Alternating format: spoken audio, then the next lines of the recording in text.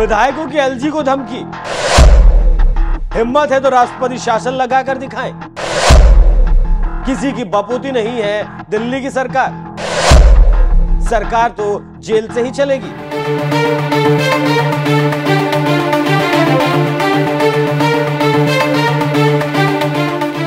नमस्कार, मैं हूं आपके साथ अभिषेक कुंडी। दिल्ली की सरकार पर ईडी का डंडा क्या चला, नेता पगला गए और जब नेताओं के नेता जेल गए तो बिलबिला गए। दिल्ली के मुख्यमंत्री जब से जेल गए हैं तब से बाहर बैठे लोगों की जुबान का बैलेंस लगातार खराब होता जा रहा है। तभी तो जेल से जमानत पर बाहर आए संजय सिंह ने मोदी को अपशकुनी बता दिया, कोरोना को मोदी के देन बता दिया और उनके विधायक उनसे भी आगे के निकल गए। दरअसल दिल्ली की जो विधानसभा है उसके सत्र का कभी समापन नहीं होता, वो 5 के 5 साल चलती रहती है। जब भी किसी को कुछ अनाप शनाप बोलना होता है तो विधानसभा का स्पेशल सेशन एक दिन के लिए बुलाया जाता है और अपनी भड़ास निकाल ली जाती है। ऐसा इसलिए कहा जाता है क्योंकि जो भी कुछ विधानसभा में बोला जाता है उस पर बाहर कोई कार्रवाई नहीं की जा सकती।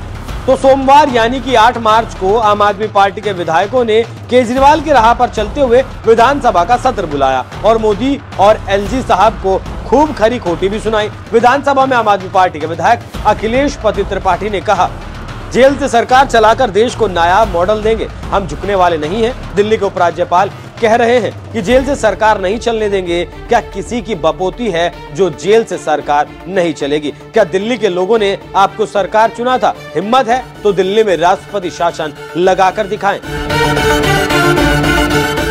आम आदमी पार्टी के विधायक ने सीधा सा एलजी को धमकी दे दी। उन एलजी को जो फिलहाल दिल्ली की सत्ता में एक अहम भूमिका रखते हैं और इनकार इस बात से भी नहीं किया जा सकता कि एलजी को अगर राष्ट्रपति शासन दिल्ली में लगाना होता तो अब तक पूर्ण बहुमत की सरकार को सीएम बदलने के लिए कह चुके होते और अगर पार्टी उनकी बात नहीं मानती तो राष्ट्रपति से राष्ट्रपति शासन लगाने की बात भी वो कर चुके होते। लेकिन एलजी ने दिल्ली के 2 करोड़ लोगों की जरूरतों को ध्यान में रखते हुए सिर्फ ये कहा कि दिल्ली की सरकार जेल से नहीं चलेगी। वैसे आपका ये भी जान लेना जरूरी है कि आम आदमी पार्टी के सपने कितने बड़े हैं। हालांकि सपने बड़े होना अच्छी बात है, होने चाहिए, लेकिन तब जब सरकार चारों तरफ से घोटालों में ना घिरी हो। केजरीवाल सरकार में शायद कोई विभाग ऐसा हो जिसमें उसके ऊपर घोटाले के आरोप ना लगे हो, लेकिन फिर भी आम आदमी पार्टी कह रही है कि केजरीवाल प्रधानमंत्री बन सकते थे, इसलिए बीजेपी ने उन्हें जेल में डलवा दिया। तो ना तो इन्हें कोर्ट पर भरोसा है और ना ही जांच एजेंसियों पर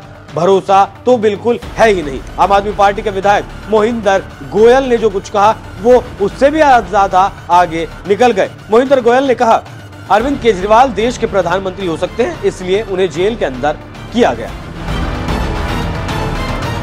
हालांकि विधानसभा को बुलाया गया तो था दवाइयों के मुद्दे पर चर्चा करने के लिए, लेकिन इसका उपयोग किया गया प्रधानमंत्री को आतताई बताने के लिए। मोहिंदर गोयल ने कहा, अरविंद केजरीवाल जनता का पैसा जनता के हितों के लिए खर्च करते हैं। केंद्र सरकार ने एलजी को बिठाकर सारी व्यवस्थाओं को तहस नहस कर दिया, लेकिन भगवान की लाठी जब चलती है तो वो दिखती नहीं है, होश ठिकाने लगा देती है। इलेक्टोरल बॉन्ड पर दिल्ली विधानसभा रिट दाखिल करे और केस लड़े।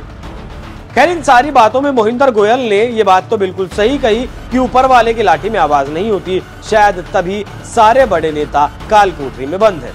और शायद एक बात बताना भूल गए कि दिल्ली के मुख्यमंत्री अपने शीश महल के लिए भी दिल्ली की जनता का पैसा इस्तेमाल करते हैं और फिर अब जो केस लड़े जा रहे हैं तमाम महंगे वकीलों को अरविंद केजरीवाल, मनीष सिसोदिया, सत्येंद्र जैन और संजय सिंह के लिए खड़ा किया गया, वो सारा जो पैसा है वो दिल्ली का जनता का ही है और वो सारा पैसा लगातार खर्च किया जा रहा है। विधायक साहब ने बीजेपी की तुलना कौरवों से भी कर दी। जिस तरह कौरव मिट गए उसी तरह भारतीय जनता पार्टी भी मिट जाएगी, ऐसा कहना है मोहिंदर गोयल का। मोहिंदर गोयल ने आगे कहा कि महाभारत में चली काल चक्र ने ऐसी चाल, युद्ध भयंकर हुआ और कौरव हुए बेहाल। आज समर भूमि ने फिर वही दिन दोहराया है, मोदी तुम्हारे चरित्र में दुर्योधन नजर आया है।